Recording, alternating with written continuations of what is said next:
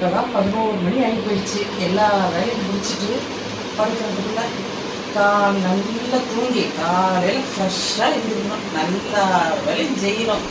மசாலா போடணும், குழந்தைங்களுக்கு குழம்பு வைக்கணும், பீசுங்க எல்லா வேலையும் செய்யணும். முருகா நல்லா சீக்கிரமாக தூங்கணும் முருகா.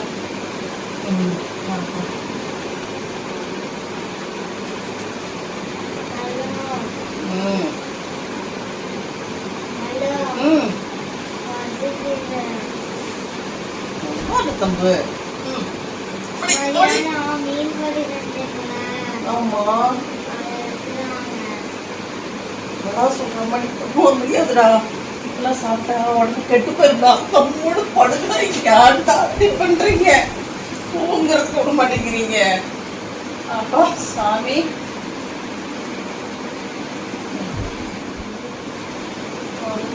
யார்கிட்ட தம்பு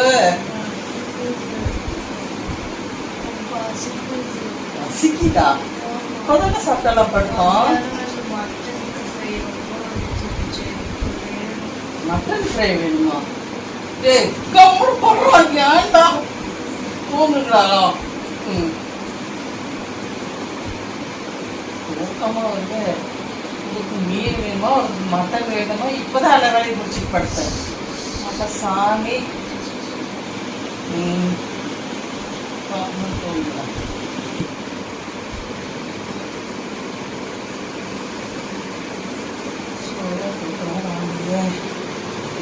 12 மணி ஆயிடுச்சு. அதுக்குள்ள ஐயோ சீக்கிரமா தூங்கணும்பா முருகா, சீக்கிரமா தூங்கணும்ப்பா. காலையில் நிறைய வேலை இருக்குது முருகா.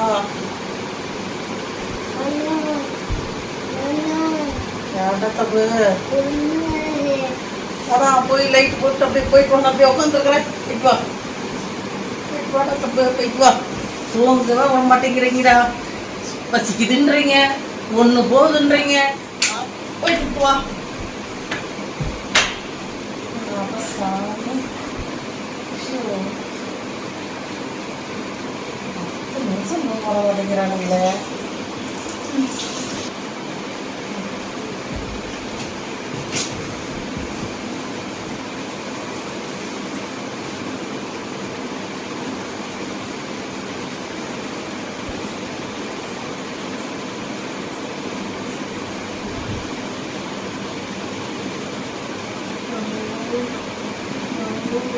என்ன தம்பு?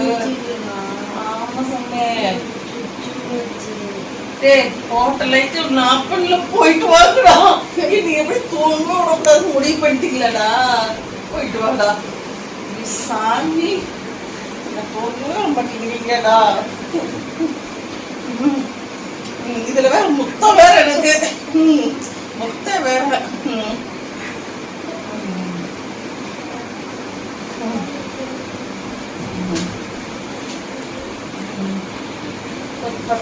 பொட்டாட்ட படுக்கிறான். அமைதியா படுக்கணும். உண்மையில எதுவும் பேசக்கூடாது. அப்புறம் இனிமேலையாக எடுப்பாம காலையில எழுந்திரிக்கணும்.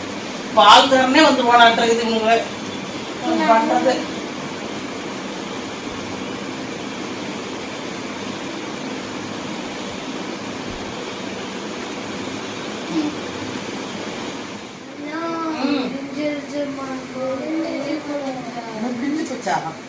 டேய் நான் தூங்கவே இல்லடா. ஏய் ஏன்டா தூங்கவே இல்லை சாமி. நம்ம